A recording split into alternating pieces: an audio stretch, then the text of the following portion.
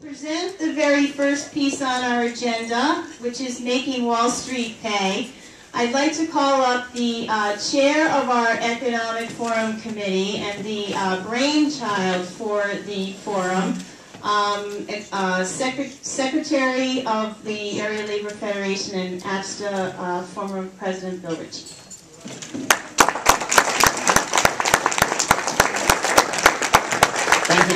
Thank you, Kathleen, for that introduction. I want to start off just by making a couple of statements and then moving into our call for action. We know what the dot-com bubble was about. We know what the credit bubble was about. We know what the housing bubble was about. We were witnesses to some of the most irresponsible and reckless behavior probably in the history of mankind in terms of the throwing around of people's assets and people's property by Wall Street and the financial sector and the big capitalists in this country. I don't think tell you very much about the unemployment statistics, but I'll just run through them very quickly.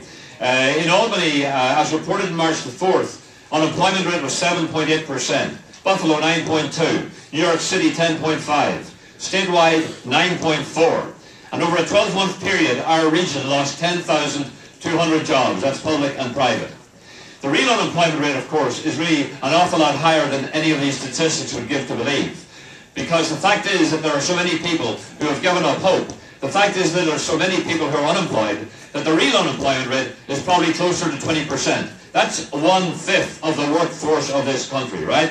We are living, as Les Leopold says, in a billionaire bailout society. And I would go further to say that we're in a billionaire bailout society and we are in a working people's sold out society.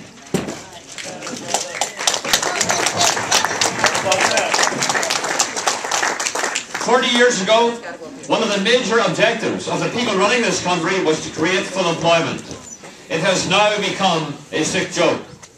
The goal of maximum profit, regardless of human cost, is the ironclad mantra of the big capitalists, the big banks, and big finance. Let's not kid ourselves. These people are not our friends. They were never our friends. And I doubt very much if they ever will be our friends.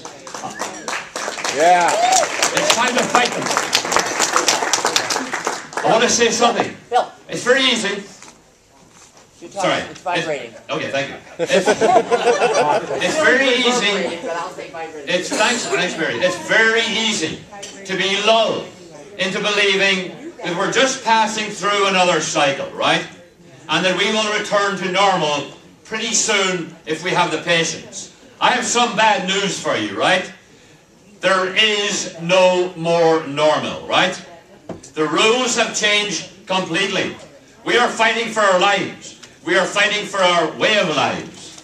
I don't think I have to say an awful lot much more than to say that the big banks got $700, I believe in 47 it was, $1 billion to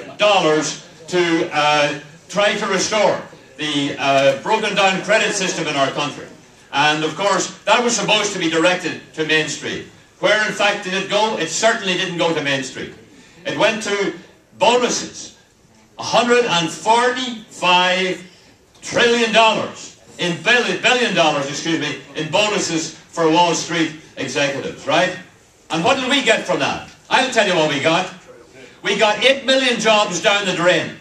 And if we want to get our job figures back up to where they should be, we would have to add another 2 million to that, and to bring that up to 11 million jobs. That's the hole we're in. 11 million jobs. Not only that, but they had the gall to take the money they took from us through their TARP funds and to use that to oppose any re-regulation of the bank system, or the shadow bank system, or the investment bank system, or whatever the hell bank system they have that's taking our money, right? There is no end. There is no end to the greed and the avarice exhibited by Wall Street, which is destroying the way of life of the vast majority of people in this country right now. Is it time to stand up to Wall Street? Yes! Is it time to fight Wall Street? Yes! Well, we're going to start, and we're going to start real soon, let me tell you.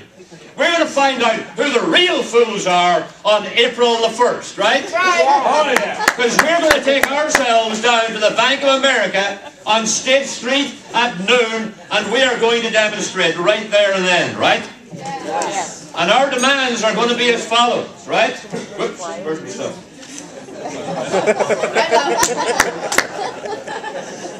You can see I had a rough night, right? Our demands are going to be as follows, right? 1, that the Wall Street banks stop refusing to pay their fair share to restore the jobs they destroyed. That's our first demand. Yeah. And our second demand will be that they stop fighting financial reform. And our third demand will be that they start lending to our communities, to our small businesses, and others who are starved for credit and have the capacity to create good jobs, but are being totally stymied by these people and in this country. So that's what we're going to do in terms of our first call to action. And I want to know right now how many people think that they can actually be there to make a statement on that particular day. It's looking better as the seconds pass by, I'll tell you, right? There's one thing I do want to say, and it's this. The gulf between Wall Street and Main Street is massive, it is destructive, and it is growing every day. That's the bad news, right? The good news is that this creates an opportunity for organized labor and our strategic allies to create a social movement which is broad-based and which has as its goal and objective standing up to big capital in a very, very collaborative and united way. We have to do this, because if we don't do this, we're going to get walked into the ground. It's happening to so many people, to so many of our friends right now. We can't stand around. We can't talk anymore. We have to start to act. April the 1st is the day. 12 noon is the time. The Bank of America on State Street is the place.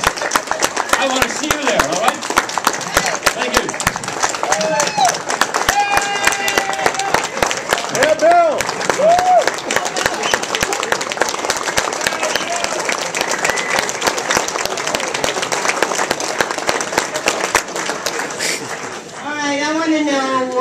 He takes in the morning to get that fired up so early in the morning. Thank you so much, Brother Ritchie.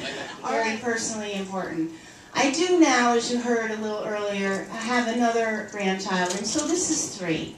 And when I think about, my grandparents coming to this country as immigrants and their struggle, and their ability, to give better, a better life to their children, and that my parents, and the labor movement, my labor family, were able to provide for me in a way that is just amazing. My husband and I are so blessed.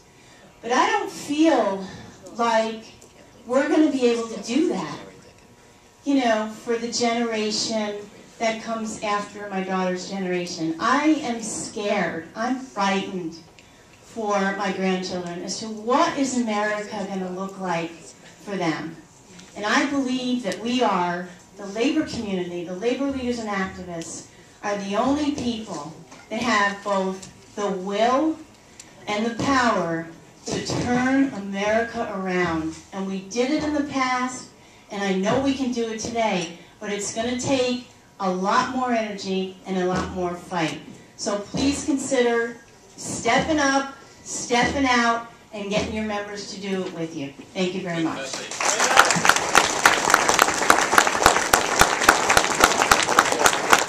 Did I not tell you that she was the best and the baddest in the whole wide world? Kathleen,